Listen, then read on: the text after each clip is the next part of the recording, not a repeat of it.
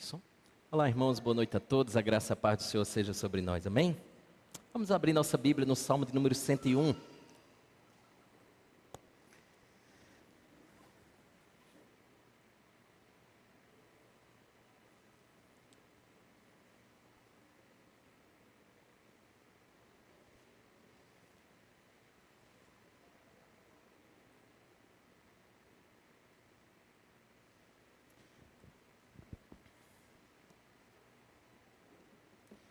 Ainda seguindo a nossa proposta, né, isso de peregrinação nos Salmos.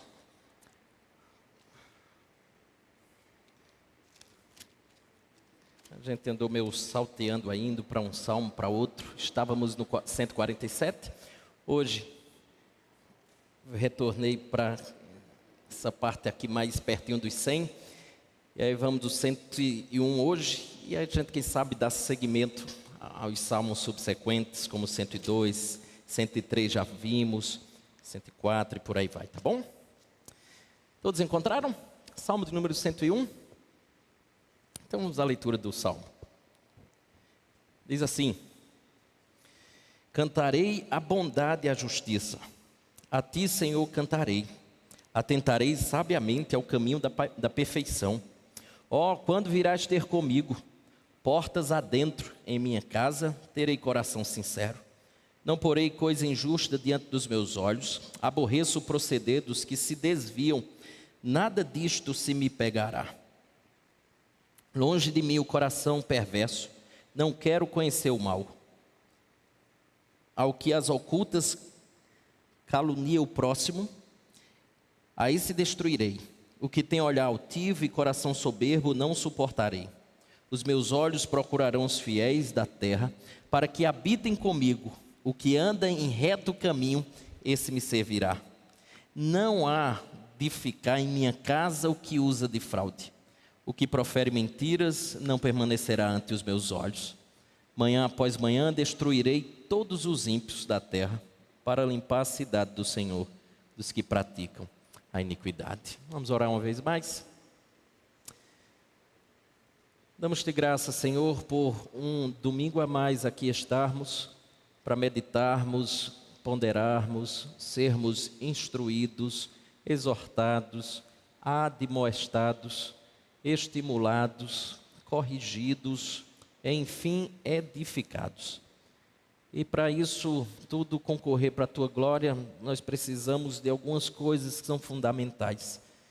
Desde a fidelidade ao que a Tua palavra diz, a compreensão do santo texto, por isso que nos é requerido, todos nós aqui, a atenção para que assimilemos aquilo que a Tua palavra está nos comunicando. Por fim, que Teu Espírito aplique Tua gloriosa palavra nos corações e possa constranger-nos à prática no dia vindouro, por toda a nossa vida. Ajuda-nos nisso, carecemos da Tua graça, do Teu auxílio, e é por isso que Te oramos. Assim nós Te agradecemos nessa oração por meio do bendito Salvador Jesus Cristo. Amém. Meus irmãos, eu batizei esse meu sermão da noite como caminho da piedade, porque eu entendo que basicamente o nosso salmo, ele trilha, né, por esse caminho aqui. O caminho da piedade, mostrando um pouco do que, se a gente deseja viver vidas piedosas, esse é um caminho inevitável. E destacaremos pelo menos 3 pontos aqui que são fundamentais. Uma das primeiras coisas que eu gostaria de compartilhar com os irmãos é exatamente que esse salmo foi chamado por muitos, né, muitos antigos estudiosos, ele chegou a ser chamado o salmo do líder da família. Então todo líder da família precisava conhecer esse salmo para que ele pudesse conduzir sua casa da melhor maneira.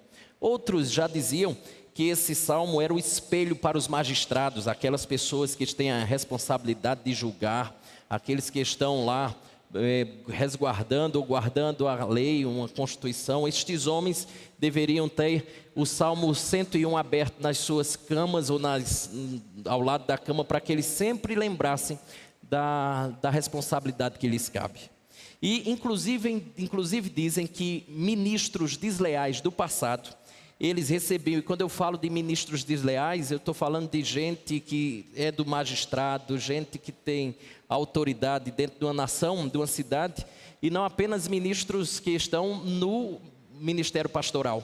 E muitas vezes, quando eles eram desleais, muitas pessoas chegavam e davam o Salmo de número 101, uma cópia do Salmo de número 101 para essas pessoas. Tamanha a responsabilidade ou o entendimento de que o Salmo 101 ele era muito importante para o bem da saúde, ou o bem da saúde de uma igreja, assim como o bem da saúde de uma nação. Por isso que sempre era voltado a chamar a atenção dos líderes, a responsabilidade, olhando para o Salmo de número 101. Estudiosos dizem que é possível também que esse salmo tenha sido utilizado posteriormente para coroações de futuros reis da nação de Israel. Homens que assumiriam os rumos da nação de Israel. Eles recebiam, né? Muitos acreditam que eles, no momento da coroação, era lido o Salmo de número 101 para que eles compreendessem as responsabilidades que repousavam sobre os ombros deles. E alguns dizem que este salmo foi escrito exatamente quando Davi, o autor é Davi, quando Davi estava subindo ao trono de Israel, a fim de ocupar o cargo de rei.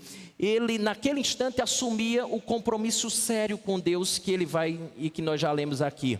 Outros já dizem não foi quando Davi assumiu, foi quando na verdade, quem pensa assim é o João Calvino. Ele disse que quando Davi ainda não tinha tomado posse da cadeira de rei, ele na verdade já, porque Deus já o havia designado rei, ele preparando-se para fazer um governo da melhor maneira, ele antes de tomar posse, ele já se comprometia com Deus no que tange às responsabilidades que lhe caberia.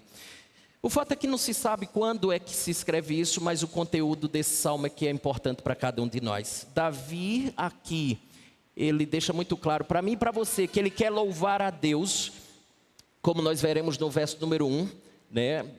Ele quer louvar a Deus com a sua vida. Essa é a primeira coisa que ele vai deixar claro para mim e para você. Eu quero louvar a Deus, mas eu quero louvar a Deus acima de tudo com a minha vida, mas especialmente no local onde Deus me colocou.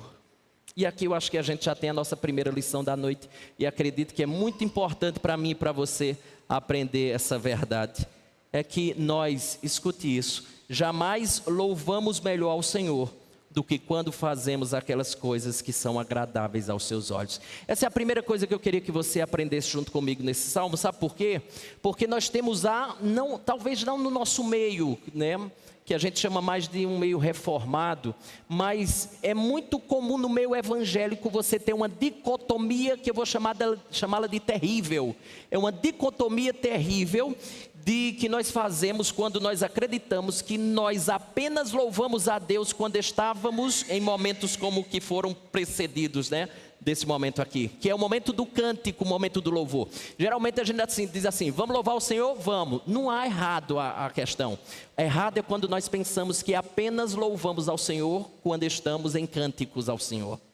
E essa é uma dos equívocos. Por isso que Davi tenta meio que corrigir essa percepção nossa, de que nós não louvamos ao Senhor tão somente com cânticos também, mas nós louvamos ao Senhor também com a vida, fazendo aquilo que Ele nos chamou a fazer, sendo obediente àquilo que Ele estabeleceu para cada um de nós. E aí, por fim, antes de nós entrarmos no próprio texto, esse salmo mostra o compromisso de Davi com Deus em relação a, primeiro, sua vida pessoal. Segundo, compromisso de Davi chamando a atenção à vida daqueles que fazem parte do seu reino. Então, basicamente é isso que ele vai nos dizer aqui. A primeira coisa que ele destaca é a minha vida pessoal. Eu tenho um compromisso pessoal com Deus. Depois ele abre o leque, e é como se ele dissesse assim, agora todos que fazem parte desse reino, eles também têm um compromisso com Deus. E aí a gente é guiado pelo salmista nesses pontos. Já falamos que o caminho da piedade é o tema do nosso sermão. Eu vou chamar a sua atenção para o primeiro ponto. Ele percorre o verso 1 e verso 2, e se nós desejamos realmente um caminho de piedade, o verso número 1 e 2 diz que você precisa dedicar-se ao Senhor. Se não, veja, eu estou no verso 1, ele diz assim, cantarei a bondade e a justiça, a ti, Senhor, cantarei. Veja, o salmista ele queria enaltecer tanto o amor quanto a severidade de Deus. E digamos que o doce e o amargo da divindade, que o Senhor tinha mesclado, e mesclou não só na experiência de Davi, mas mesclou na nossa experiência também. A misericórdia e o juízo iriam moderar a administração aqui do rei Davi no seu reinado. Por quê? Porque isso ele tinha visto em Deus. Ele viu misericórdia e viu justiça em Deus. E vendo em Deus, ele quer que isso seja um moderador do seu governo, do seu reinado. E presta atenção, ele diz uma coisa interessante aqui: bondade e justiça. Bondade pode também ser traduzido por misericórdia.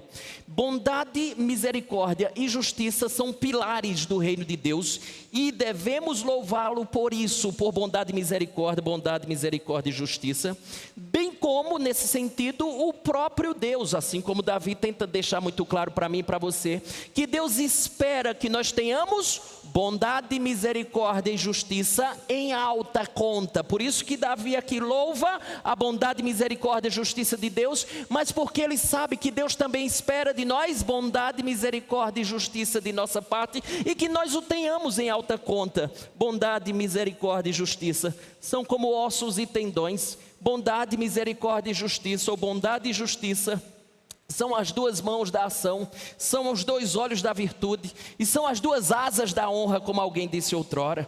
Preste atenção, assim como o agudo e grave que a gente acabou de escutar aqui nas canções concordam com a música, também a misericórdia e o juízo, eles concordam no nosso dia a dia. Portanto, Davi promete fazer com que ambos soem de maneira afinada no cântico do seu reinado. E essa é uma das coisas que eu queria que você entendesse: que bondade, misericórdia e justiça deve ser o grave e o agudo da melodia da sua vida. Que bondade, misericórdia e justiça deve ser parte comum do seu dia a dia, da sua segunda, da sua terça, da sua sexta, do seu sábado, do seu domingo. Nós devemos bendizer ao Senhor tanto pelo juízo com que Ele pune o nosso pecado, como pela misericórdia com que Ele nos perdoa. Existe tanto amor, e guarde isso no coração, existe tanto amor nos golpes da sua mão, como nos beijos da sua boca. Quando na mão Deus derrama do seu juízo há amor, tanto quanto Ele nos beija com a bondade que Ele derrama sobre a nossa vida. O que é a nossa história? E você sabe disso. A sua história, a minha história. O que é a nossa história, se não uma história de misericórdia e de juízo? O juízo vem muitas vezes quando a gente escuta algo da parte de Deus, do juízo de Deus. Isso vem, Mateus, para nos trazer temor, para nos trazer medo. E a misericórdia nos encontra quando nós mais precisamos. E é engraçado porque o que Israel estava escutando aqui da parte de Deus, no que tange a misericórdia e bondade, é que não havia noite tão escura na qual Israel não tivesse a iluminação da misericórdia divina. Tanto quanto eu e você, quanto muitas vezes nós enfrentamos as dificuldades da nossa caminhada, as noites escuras da alma, como diziam os antigos puritanos, nós sempre tivemos a iluminação da bondade e da misericórdia de Deus. Senão nós não estaríamos nem tampouco aqui num momento como esse agradecendo a Deus. E é por isso que, observando essas duas verdades, bondade e misericórdia e justiça, o salmista conclui, verso número 1, ele diz: a ti, Senhor, cantarei. O Senhor deve receber todo o meu louvor. Cantar a misericórdia e o juízo de Deus equivale a declarar que o rei que eu adoro, o Deus que eu sirvo, o Deus que você adora, é exatamente um ser justo e um ser íntegro. Ele é digno de ser louvado. Cantemos a sua bondade, a sua justiça. E por isso eu lembrei desse texto aqui, Miqueias capítulo 6, verso 8, que ele diz assim: ele te declarou, ó homem, o que é bom e que é o que o Senhor pede de ti, que pratiques a justiça e ames a misericórdia, e andes humildemente com o teu Deus. É porque o que Deus é o que Ele requer dos seus seguidores. Ele é um Deus bondoso, misericordioso e justo. O que é que Ele espera de mim e de você? O texto está dizendo, o que Ele pede de ti é que pratiques a justiça e ames a misericórdia. Pule para o verso 2, olha o que ele diz: atentarei sabiamente ao caminho da perfeição. Quando virás ter comigo, portas adentro em minha casa terei coração sincero. Tem uma tradução da NVI que eu particularmente gosto muito. Ela diz assim, ó: seguirei o caminho da integridade. Quando virás ao meu encontro, em minha casa viverei de coração íntegro. Atentarei aqui, seguirei. Tem a mesma ideia de uma outra palavra que frequentemente ela aparece na Bíblia, que é a palavra andar, andarei. Por isso que pode ser muito bem essa tradução, ó: andarei sabiamente no caminho da perfeição. E o que significa andarei? O que significa atentarei? O que significa seguirei? Simples, significa comportamento. Andarei aponta para comportamento. O que nós poderíamos simplificar em estilo de vida. Então o que ele está dizendo mais ou menos assim, ó: o estilo de vida que levarei sabiamente é o caminho da perfeição. É isso que ele está dizendo aqui. O meu estilo de vida, e aqui é interessante porque percorrer, a expressão que ele usa aí, o caminho da perfeição, não significa que você será impecável, porque você sabe muito bem que essa não é a sua realidade. Como todos nós, Davi foi um pecador. Essa perfeição aqui é uma outra forma de expressar a ideia de integridade. Então, poderia ser uma tradução muito bacana aqui: percorrerei o caminho da integridade. E voltando à ideia de andar e atentar, o meu estilo de vida será o caminho da integridade. Basicamente é isso que ele está dizendo. Portanto, o que ele está dizendo é que o estilo de vida que ele teria era o de integridade absoluta. Esse seria o caminho da sua vida. E aqui eu acho que a gente encontra a nossa segunda lição. A segunda lição é que o seu falar esteja em harmonia com o seu andar. Ou, trocando em miúdos, que as suas crenças possam realmente levar você a uma conduta ou a um estilo de vida que se harmonize com aquilo que você diz crer. Não pode haver contradição. Isso aqui então seria integridade. Agora olha a alfinetada que ele nos dá, olha a catucada que ele nos traz. Veja, onde é que começa essa integridade? Onde essa integridade precisa começar? Está no texto, verso 2, se não olha lá comigo, olha o que ele diz. Onde é que começa? Ele diz assim, ó: atentarei sabiamente ao caminho da perfeição, ó, quando virás ter comigo. Agora, onde é que começa? Portas adentro. Aonde? Opa, aonde? Em minha casa. Em minha casa terei coração sincero, leia-se íntegro. Onde eu sou eu mesmo. Onde eu sou mais bem conhecido. O ambiente doméstico é o primeiro lugar para eu mostrar esse coração íntegro que tenho. Então, simplesmente o que o salmista está dizendo é que a piedade, ela começa dentro, lá da sua casa. Tem gente que é um anjo fora de casa, mas um demônio em casa. É muitas vezes uma vergonha. É igual uma historinha de uma criança que chegou para o papai e disse assim: papai, eu quero morar na igreja. Aí o pai, assim, feliz da vida, disse assim: nossa, meu filho, você gosta muito então da igreja, né, e de Deus. Ele disse: mas não é só por isso, é porque lá o senhor é tão bonzinho. Começa em casa a nossa piedade. E aqui eu extraio minha terceira lição junto com você. Quem você é dentro de casa? Você é um mau marido, um mau filho, uma boa esposa, um pai que deixa a desejar. Um homem piedoso deve levar, isso ele está tentando nos dizer, uma vida íntegra, piedosa, dentro e fora do seu lar. Isso nos deixa claro que não deve haver separação alguma entre o que a gente chama de vida pessoal, assim como vida profissional. Vida pessoal, vida profissional, vida eclesiástica, vida privada, vida pública, ela precisa ser íntegra da mesma forma. Sendo assim, Davi teria um estilo de vida caracterizado pela integridade, como já falamos, que contrastaria violentamente aqui com o estilo de vida dos monarcas orientais, que era caracterizado pelos excessos, pela luxúria, pela violência, pela maldade, pelas injustiças. Todas essas coisas eram marcas características dos monarcas antigos. Davi disse: pode ser com eles, mas comigo não. E aqui nós temos um ponto interessante a destacar, preste atenção. Davi desejava que o seu reino fosse caracterizado pela misericórdia ou bondade, que é a mesma tradução, e justiça, pois é desse modo que Deus governa esse mundo. Qual é a lição aqui então que a gente extrai? Vou para a minha quarta.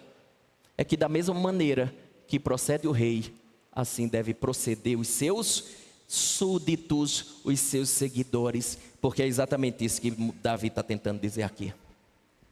Agora, o que Davi precisa para que ele percorra bem esse caminho chamado caminho da integridade? Verso número 2, ele traz a resposta, está no meio aí do verso 2. O que ele diz? Olha o que ele diz: atentarei sabiamente ao caminho da perfeição. Aí ele canta a pedra que você precisa entender tanto quanto eu. Oh, quando virás ter comigo? Davi sente a necessidade não apenas da ajuda divina, mas da presença divina. Não é só a ajuda divina, é a presença divina, para que ele possa ser instruído, para que ele possa ser santificado, mas também para que ele esteja adequado para o desempenho da vocação que ele tem a desenvolver lá na cidade de Jerusalém, na nação de Israel. Portanto, Davi, ele estava ansiando, pela visitação especial e eficaz do Senhor, antes de começar o seu reinado, se é o caso, ou no início do seu reinado. Por quê? Porque se Deus estiver conosco, nós temos a certeza de êxito na caminhada, apesar das circunstâncias que no trajeto haveremos de ter. O fato é que saberemos que teremos êxito no fim da caminhada. Deixa eu extrair minha quinta lição dessa noite. É dizer para você uma coisa que você sabe, mas na prática nem sempre aplica. É que você precisa de Deus. Meus irmãos, você não conseguirá seguir o caminho da perfeição sozinho, sem ser auxiliado. Pare com essa coisa de querer fazer carreira solo na caminhada cristã. Ninguém foi chamado para fazer carreira solo. É grupo, juntos, todo mundo caminhando. Por quê? Porque o nosso sustentáculo é o Senhor, porque nosso alicerce é o próprio Deus, porque é disso que depende a sua e a minha caminhada de maneira eficaz, de maneira plena, de maneira assertiva. E Davi entendeu isso e disse assim: ó, quando tu estarás ou tu virás ter comigo? Eu entendo que o teu auxílio é fundamental, mas tua presença é indispensável. Ambos. Por isso que Moisés disse: Senhor, se tu não fores conosco, não daremos um pé, uma passada a mais. Eu espero que você tenha a convicção de que até aqui você andou com o Senhor, mas que aqui por diante você também andará com o Senhor, ou Ele andará com você. Agora, para que realmente ele se mantenha íntegro, ele sabe que ele precisa tomar algumas atitudes. Alguns teólogos chamaram isso das resoluções de Davi. Davi estabelece algumas resoluções que norteará ele nesse caminho da perfeição, da integridade. Ele já disse a primeira no versículo número 2, de que ele começaria dentro de casa com um coração sincero. E aí nós já vimos que é uma dedicação ao Senhor, a gente precisa se dedicar ao Senhor. Segundo, no caminho da piedade, você precisa de discernimento. Do verso 3 a 5 você perceberá isso, se não veja. Verso número 3 ele diz assim, não porei coisa injusta diante dos meus olhos, aborreço o proceder dos que se desviam, nada disto se me pegará. Essa é a segunda resolução. A primeira é viver de maneira íntegra dentro da própria casa. A segunda é exatamente essa: cuidado com seus olhos. É o cuidado com os olhos. Davi leva muito a sério aquilo que ele vê, aquilo que ele enxerga. A pergunta clássica, óbvia é: o que seus olhos estão enxergando? Onde é que você está colocando os seus olhos? Ele sabe que aquilo que ele vê, aquilo que ele enxerga, afetará a sua vida de piedade. Portanto, eu não posso colocar os olhos em todo lugar, eu não posso olhar para todo ambiente, eu não posso estar enxergando todas as coisas. Por quê? Porque Davi sabe que aquilo que os seus olhos veem será ou um estimulante para a piedade, ou um motivador para a vida pecaminosa. A ideia aqui então é exatamente o seguinte: eu zelo para que os meus olhos não possam passear nem enxergar coisas que eles nunca poderiam enxergar. E é interessante porque quando Davi aqui, ele junta essas duas palavras, a saber, injusta e olhos, é que ele não olhará para as coisas injustas ou pecaminosas com prazer. Injusta, olhos. Eu não posso olhar para as coisas pecaminosas com prazer. Antes, tirará seus olhos delas, pois o que fascina os olhos, muito provavelmente, conseguirá entrar no seu coração, como fruto proibido lá na ocasião em que Eva se enxergou. A Bíblia diz que ela enxergou e o fruto agradou os seus olhos, e depois predominou na sua mente, desceu para o seu coração, e aí já era. Mas tudo começou com os olhos. Como alguém já disse outrora, talvez você já tenha escutado esse ditado. Alguém disse outrora que um pássaro pode pousar sobre sua cabeça, mas você há de decidir se ele continua lá e permite ele fazer o ninho. Mais ou menos o seguinte que esse autor está dizendo: se o pássaro pousar na sua cabeça, até ele pode pousar, mas ninho não pode fazer. Porque ninho foi desleixo, porque ninho foi falta de atenção, porque ninho foi falta de cuidado. A partir do momento que ele pousou, bate logo, tira ele da cabeça, porque é a maneira disso não enraizar no seu coração. Pode até pousar, mas na minha cabeça não faz ninho. Meus irmãos, pule para o verso 3, olha o que ele diz. A parte B ele diz assim, ó: não porei coisa injusta diante dos meus olhos, aborreço o proceder dos que se desviam, nada disto se me pegará. Olha que coisa interessante, a palavra desviar-se aqui é uma palavra bem interessante, porque ela tem um significado muito mais forte e mais significativo do que meramente um desvio, alguma coisa que a gente desviou e foi-se embora. O termo aqui era utilizado para um cavalo indomado. Olha que coisa interessante, desviar-se aqui, então é a ideia de um cavalo indomado. Aborreço o proceder dos que de si como um cavalo indomado agem. Essa seria uma tradução boa. É mais ou menos assim, um cavalo indomado, ele morde o freio, você puxa com o freio, ele não atende. E quando essa expressão de desviar-se, ela é aplicada a um homem mau, aí ela tem um significado ainda mais profundo. Ele simplesmente está mostrando alguém que é impaciente, alguém que está contra toda restrição que porventura lhe é feita, alguém que tem paixões desregradas, alguém que é obstinado e incontrolável para satisfazer os seus desejos. Isso aqui é o desviar-se. Veja que é muito mais contundente do que desvio. Ele está aqui, e aí a pergunta óbvia é: desviar-se de quê?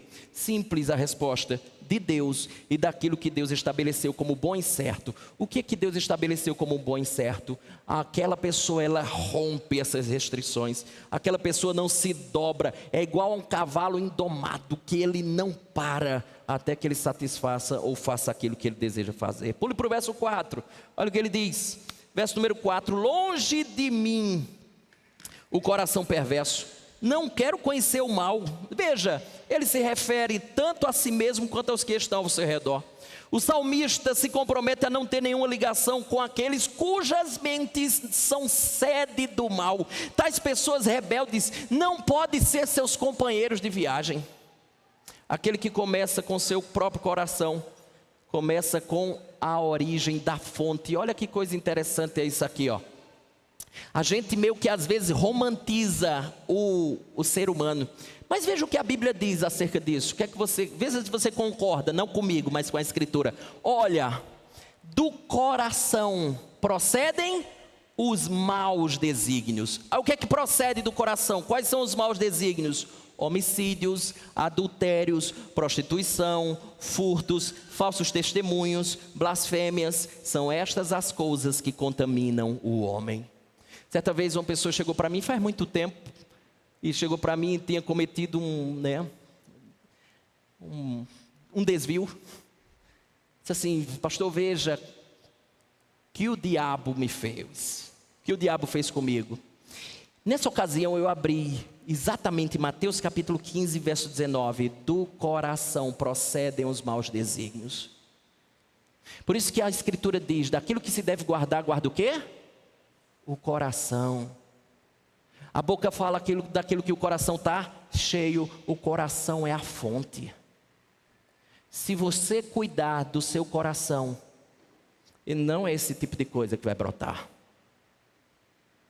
Por isso que eu e você precisamos zelar pelo nosso coração.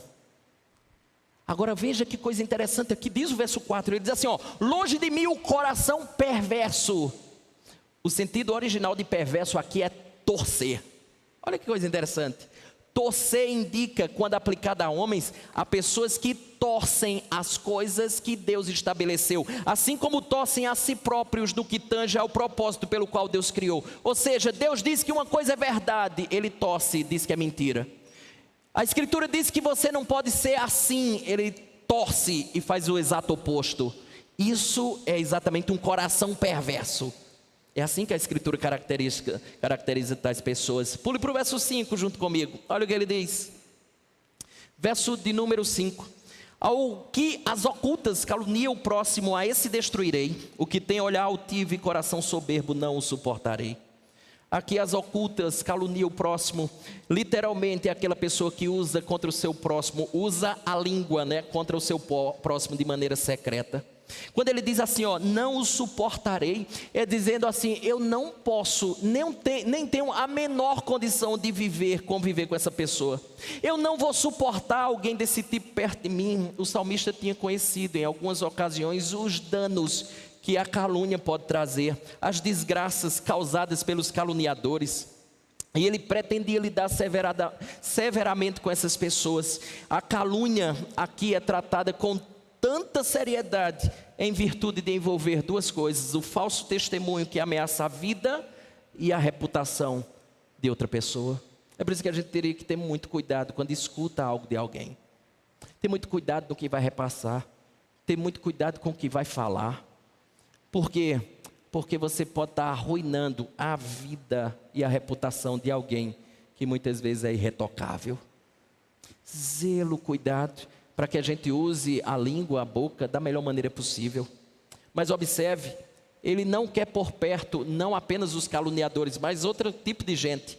Olha, verso número 5 da parte B, ele diz assim: o que tem olhar altivo e coração soberbo, não suportarei. É engraçado porque a palavra soberbo aqui, ela ao pé da letra é amplo, expandido. Eu fiquei curioso para saber por que da etimologia dessa palavra. Soberbo aqui é amplo, expandido. Aí cheguei a entender, é que alguém soberbo é amplo e expandido porque ele é cheio de si mesmo. Ele é cheio de si, ele é orgulhoso, presunçoso, arrogante. E quando Davi está lidando aqui com homens que vai fazer parte do seu governo, ele começa a escolher pessoas que não são assim. Porque é impressionante, irmãos, como grandes homens que têm poder, autoridade, eles frequentemente apresentam traços de soberba, de arrogância. Davi, portanto, decidiu que ninguém ocuparia cargos de alto escalão que porventura agisse de tal maneira. Caluniadores, nem tampouco soberbos, tinha princípios comuns com Davi. E eu penso que isso aqui cabe para mim e para você. Caluniadores, soberbos, não tem nada em comum com a gente. É por isso que é estranho disso acontecer no seu eclesiástico.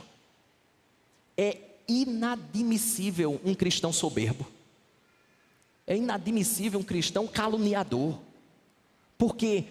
Porque são princípios que não é comum do Santo Evangelho de Jesus, que não pode fazer parte do nosso dia a dia, que jamais poderia ter batido a nossa porta, a porta do nosso coração. Caso contrário, se bateu a porta, adentrou, tornou-se um coração perverso.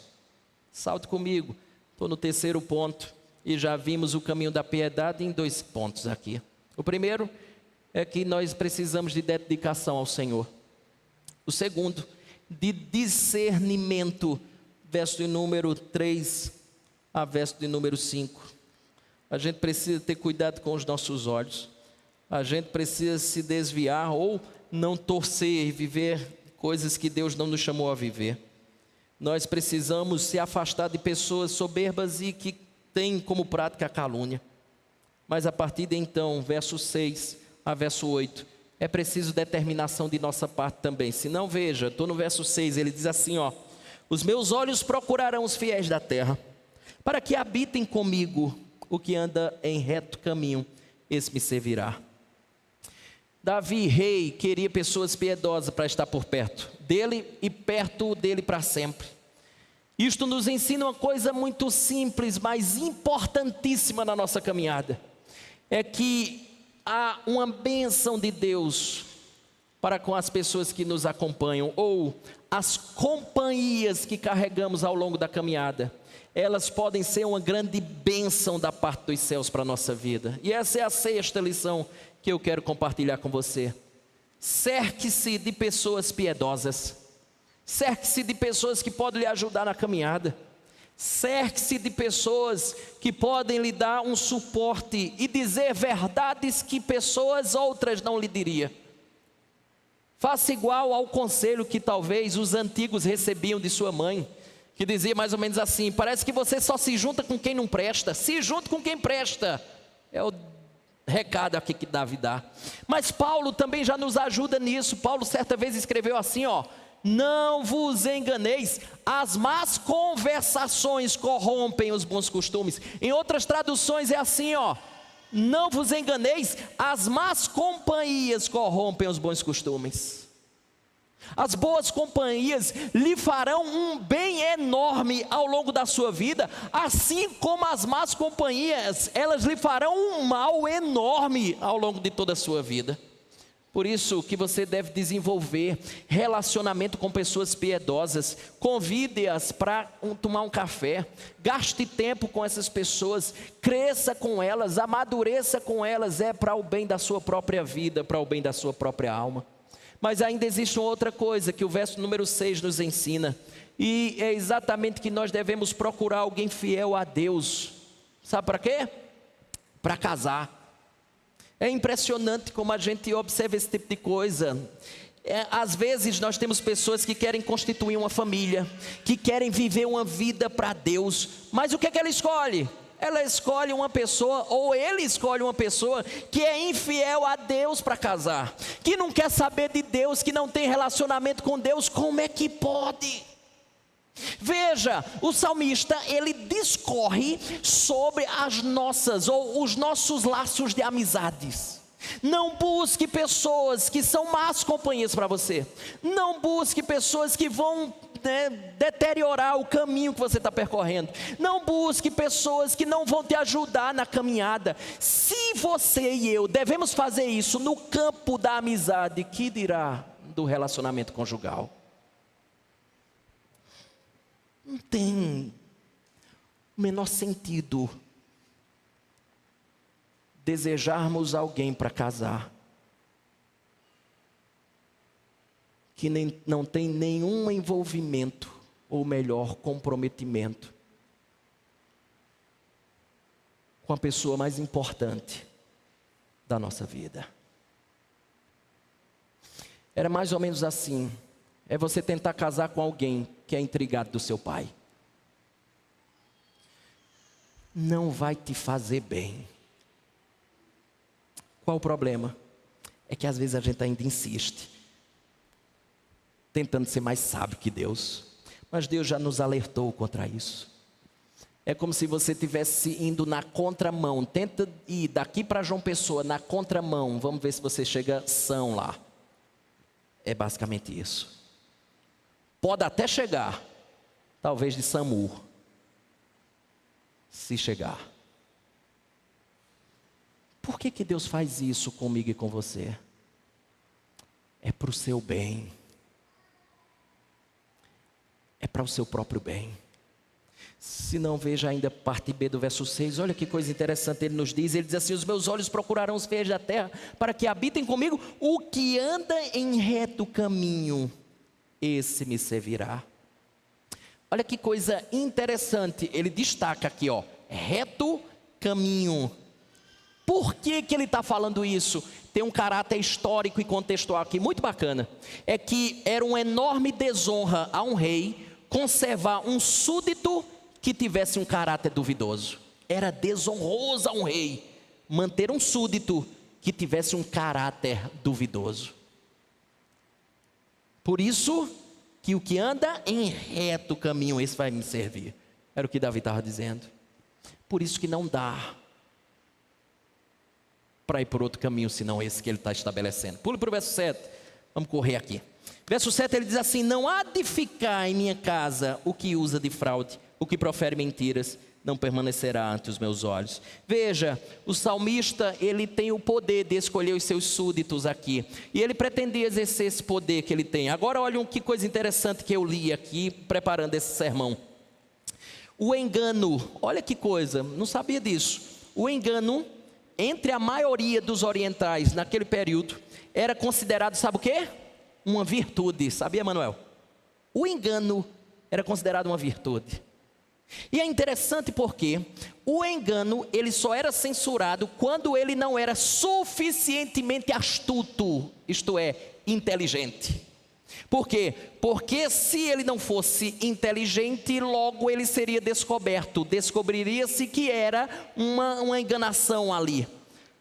Nesse sentido, o que torna a fala do verso 7 de Davi ainda mais notável aqui, é que Davi, ele sabe dessa realidade e continua contrário, porque pode ser muito comum e aceitável para muitas pessoas, mas se não for para o Deus que eu sirvo, não pode ser aceitável em canto algum. Esse é o discurso de Davi.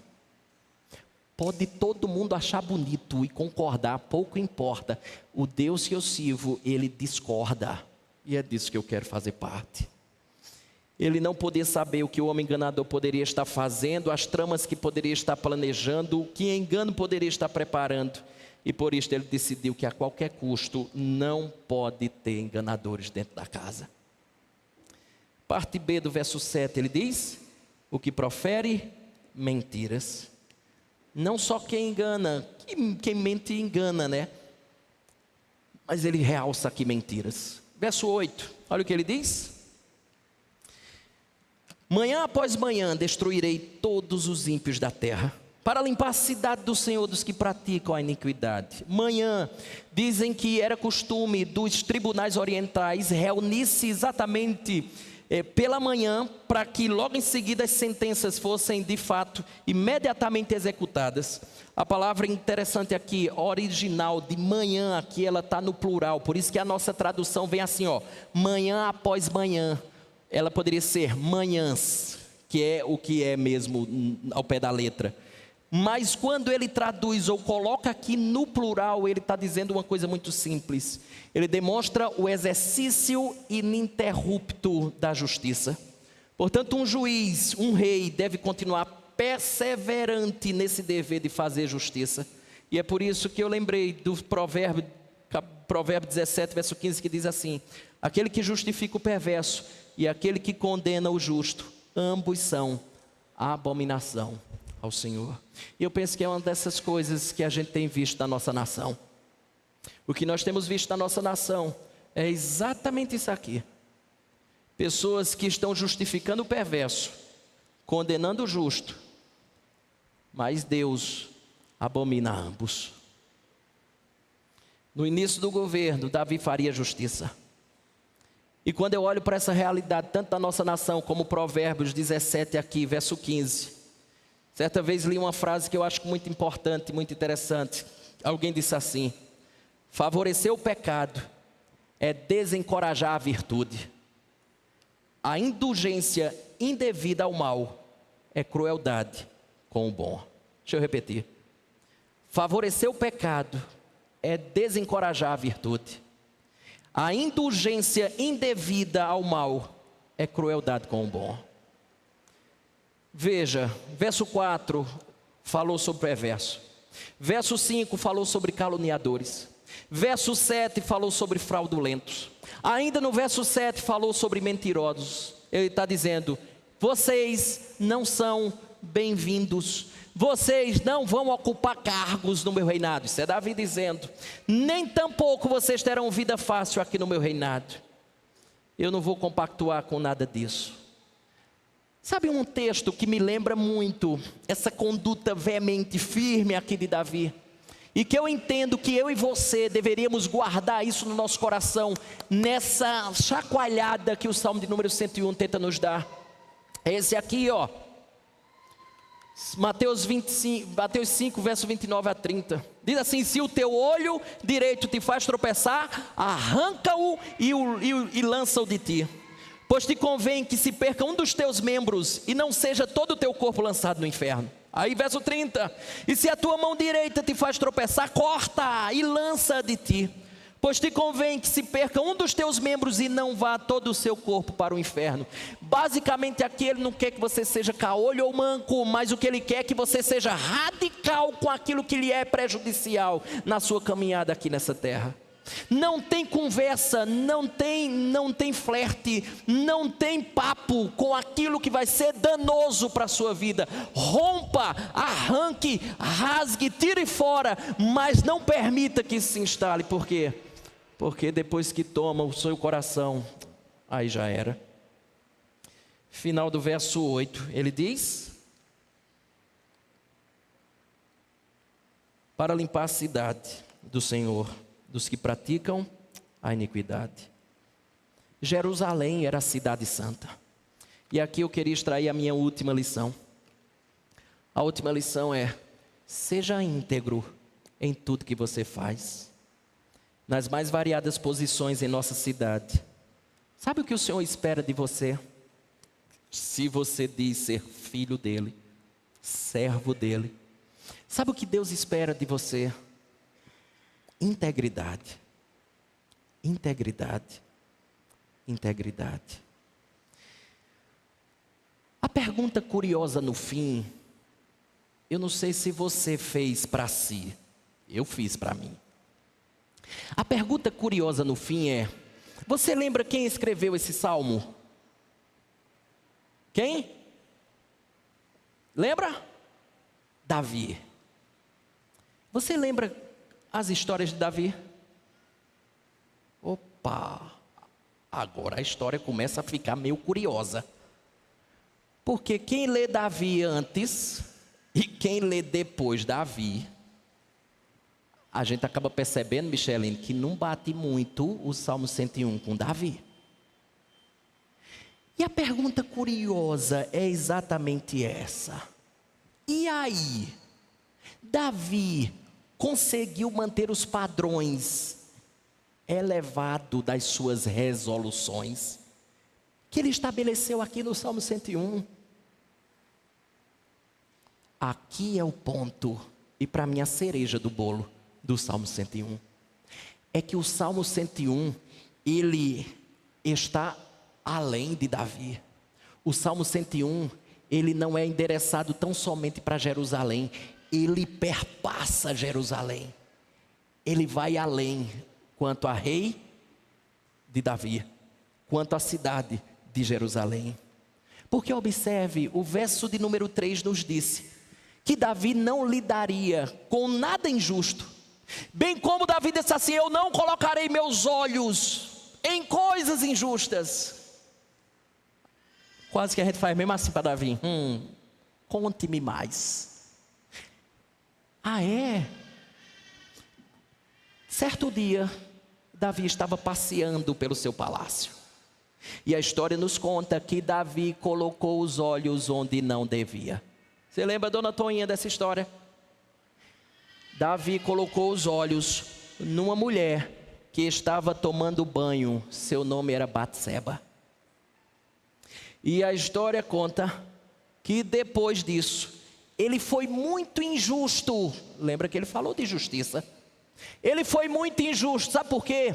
Porque depois de olhar, ele trouxe essa mulher para relacionar-se e ele engravidou a Batseba. E sabe o que foi que Davi fez? Davi simplesmente cometeu adultério, obviamente, e pior, ele jogou a culpa no marido dela. É, mulher casada, então mais do que, né? Mais do que óbvio que o filho é do marido.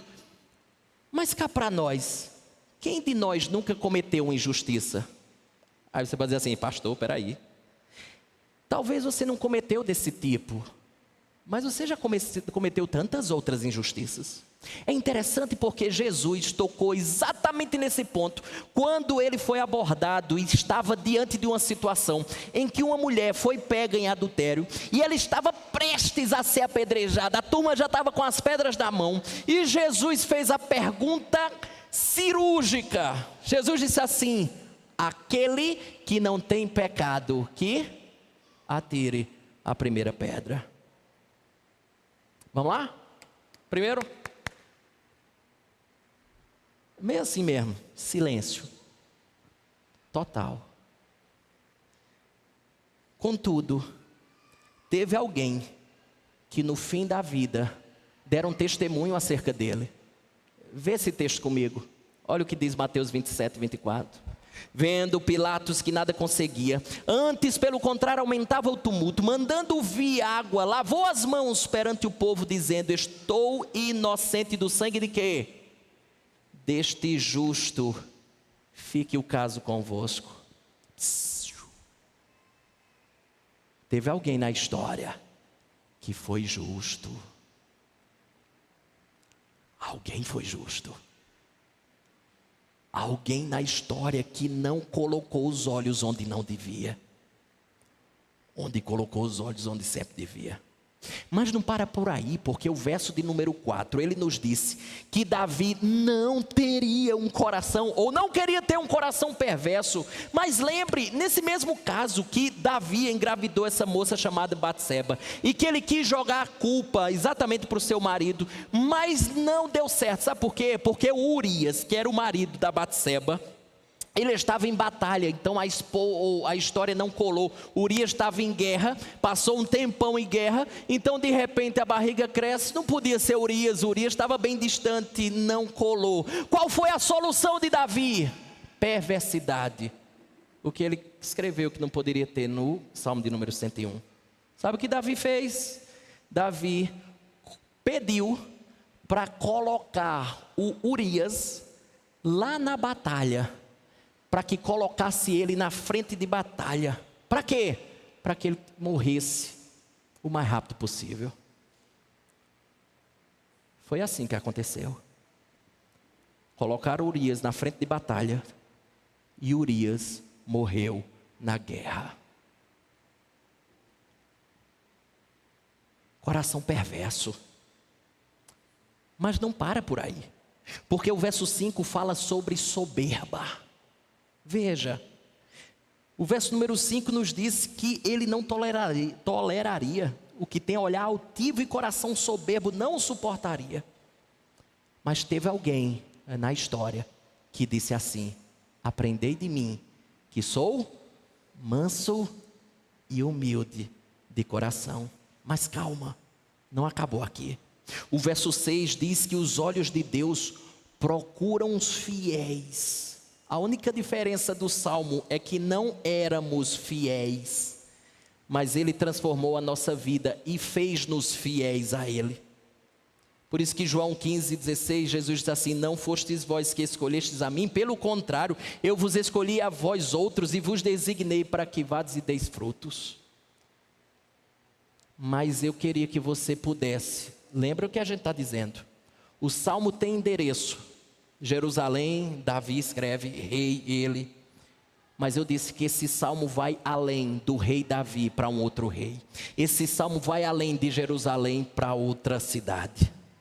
Aí eu não sei se seus cabelos se arrepiam quando você lê o verso 7 e o verso 8.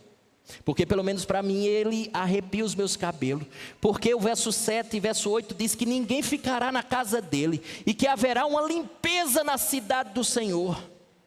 Veja, Davi mesmo falou em integridade, mas como nós acabamos de ver, em alguns casos, a integridade passou longe da vida de Davi. Como Davi não pode ser posto para fora de casa? Como não ser um dos objetos da faxina da cidade do Senhor? Como? Por quê? E aí a minha pergunta para você, porque esse salmo é endereçado para você e eu. Esse salmo é endereçado para nós. Então a pergunta que brota do salmo é exatamente a seguinte: por que você acha que morará na cidade do Senhor? Por que você acha que vai morar na cidade do Senhor? Por que você acha que no fim da história tudo vai dar certo? Se a gente está lidando com um Deus justo, se a gente está lidando com um Deus que diz, está claro, não vou tolerar, vou limpar tudo. Como você acha que vai morar lá, se você se conhece muito bem?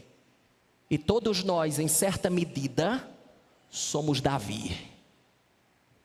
Falhos, pecadores, mãos manchadas de sangue, erros, sujeira.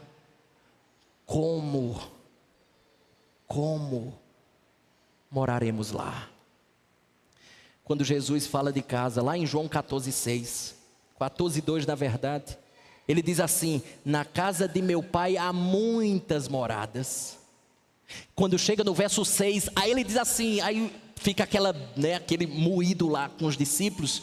Aí Jesus diz assim: você já sabe para onde eu vou. Aí um dos discípulos, se eu não me engano João, diz assim: nós não sabemos para onde vais.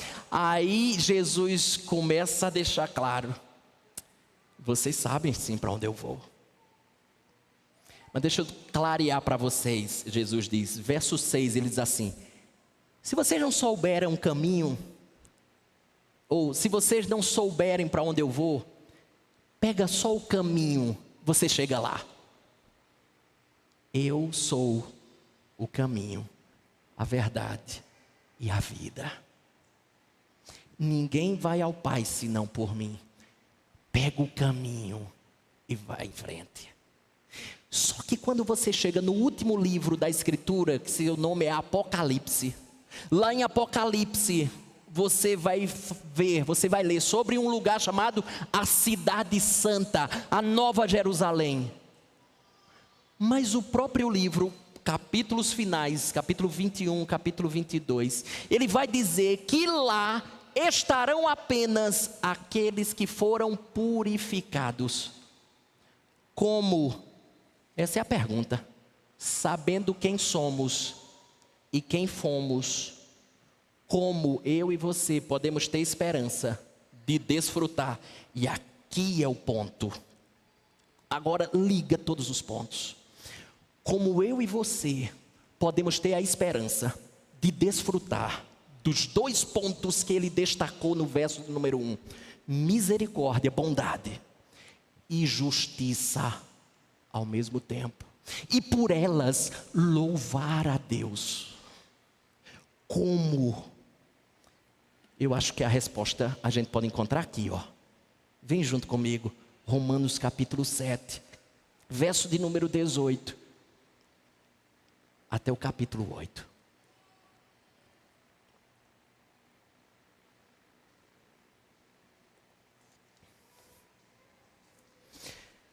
Romanos 7, verso 18 em diante. Pega a visão aí.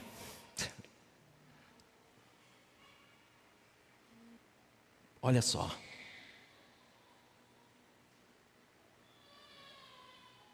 Romanos capítulo 7. Todo mundo achou? Vamos lá, que meu tempo está bem apertadinho. Romanos 7, verso 18. Vê se essa aqui é a sua história. Ele diz assim: porque eu sei que em mim, isto é, na minha carne, não habita bem nenhum, pois o querer o bem está em mim, não porém o efetuá-lo. Porque não faço o bem que prefiro, mas o mal que não quero, esse faço. Mas se eu faço o que não quero, já não sou eu quem o faz, e sim o pecado que habita em mim. Verso 21. Então, ao querer fazer o bem, encontro a lei de que o mal reside em mim. Esta é a minha realidade. Mas já vimos o que? Salmo 101. Deus não vai tolerar esse indivíduo. Não vai fazer parte da cidade de Deus esse tipo de gente aqui. E está falando da gente. Continue, verso 22. Porque no tocante ao homem interior, tenho prazer na lei de Deus, mas vejo nos meus membros outra lei, que guerreando contra a lei da minha mente, me faz prisioneiro da lei do pecado, que está nos meus membros. Desventurado homem que sou, quem me livrará do corpo desta morte? Ou seja, a morte é certa. Quem é que vai me livrar desse algo certo chamado morte? Quem? Onde está a minha esperança? Isso aqui é um grito de desespero da parte do autor aqui, que simplesmente está, se colocando aqui como essa pessoa. Verso 25. Graças a Deus por Jesus Cristo, nosso Senhor. Sabe o que isso aqui significa? Misericórdia e justiça aqui junto. É exatamente aqui. Você acaba de encontrar a misericórdia e a justiça de Deus apresentada diante dos seus olhos, para lhe trazer o respiro, a esperança que agonizando não tínhamos. A justiça é que, como Deus é justo, Ele julgará os nossos pecados. Qual é a resposta? Óbvio, estamos condenados. Onde é que está a misericórdia então? É que Deus aceita que outro tome o meu lugar e pague pelos meus pecados. Foi isso que Jesus fez. À medida que eu deposito fé e acredito piamente nisto, é segundo a Bíblia, como se eu estivesse nele. É como se meu corpo fosse ligado a Ele, abraçado por Ele, entrasse nele. Eu estou nele. Assim Deus faz a justiça nele, punindo, julgando os meus pecados, nossos pecados nele. E nesse sentido, misericórdia vem para comigo, porque eu fui alvo da sua misericórdia, eu fui alvo da sua compaixão. Jesus paga no meu lugar, eu não preciso ser punido mais uma vez, porque Jesus já foi punido no meu lugar. Por isso, veja, faz todo sentido Romanos 8:1 agora. Ele diz: agora, pois, já nenhuma condenação há para os que estão em Cristo Jesus. Agora o chamado do Salmo de número 101, para nós é: vocês já foram salvos pela obra do Rei. Portanto, como bons súditos do Rei, vivam de maneira íntegra, como cidadãos do reino da misericórdia e da justiça, tal como foi o vosso perfeito Rei, foi o seu Salvador. Viva como Ele viveu. Viva para que esse reino já possa ser desfrutado pelas pessoas que estão ao seu redor. Viva como embaixador desse Rei. E duas coisas marcaram a sua vida: misericórdia e justiça.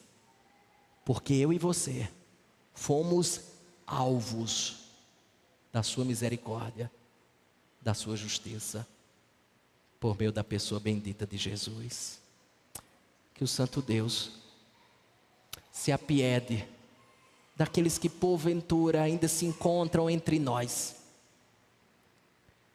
sem a certeza de que estão em Cristo Jesus, o seu Senhor. Porque ninguém ficará na cidade santa, ninguém há de morar com Ele, sem que esteja purificado. E só há uma forma de purificação. É como diria um cântico antigo do nosso inário. Ele diz assim: alvo mais que a neve, alvo mais que a neve, se neste sangue lavado, mais alvo que a neve serei. Só no sangue, que paradoxalmente nos deixa brancos, como a neve. Para sua cabeça, oremos ao Senhor. Deus bendito, queremos te dar graças, porque no caminho da piedade, nós precisamos entender que, acima de tudo, um único caminho é pertinente para tal. É o relacionamento correto contigo. Como vimos, num relacionamento correto contigo, aí sim, dedicação ao Senhor, como vimos, verso 1 e 2. Discernimento da maneira como devemos proceder, verso 3 a 5. E determinação, versos 6 a 8, conforme o Salmo 101 nos ensinou. Abre os olhos daqueles que hoje se encontram aqui nessa noite, sem a convicção de que estão em Cristo, sem a certeza de que os seus pecados foram perdoados, sem a esperança de que haverão de morar no céu. Não porque no fim o Senhor vai dar um jeito de salvar todo mundo, mas pela verdade explícita da Tua palavra, que deixa claro que é por meio de Jesus, o nosso Salvador, que haveremos de morar no céu. Dá, Senhor, que a nossa vida não seja vivida para conquistar absolutamente nada de salvação, mas que seja tão somente uma consequência muito natural de uma vida que já for alcançada e que já é salva. Que o Salmo 101 reverbere em nós e que nessa noite louvemos a misericórdia e justiça que um dia nos alcançaram. A misericórdia e justiça que é explícita na pessoa bendita de Jesus. A misericórdia e justiça que deve ser parte rotineira do nosso dia a dia. Nos ajude nisso, porque como homens e mulheres que somos, acabamos de ver um homem que por muitas vezes é valorizado, que por muitas vezes é falado, mas que teve pés de barro e que fez coisas horrendas. É por essa razão que a história de Davi liga-nos um alerta. E o alerta é: aquele que está em pé, cuidado para que não caia. Vigiai e orai, porque os dias são maus. Ajude-nos, Senhor, na companhia um dos outros, a continuar firme na estrada da justiça e da misericórdia, porque inequivocadamente é a estrada que os teus filhos caminharão até o último dia de suas vidas. Perdoa nossos pecados e nossas falhas. E muito obrigado pelo deleite, pela esperança, que é Cristo Jesus na nossa vida. Porque eu não tenho a menor dúvida que, tal como Davi, não haveria esperança para nenhum de nós se repousássemos tão somente na justiça própria. Muito obrigado. Assim te oramos, louvamos, agradecemos o nome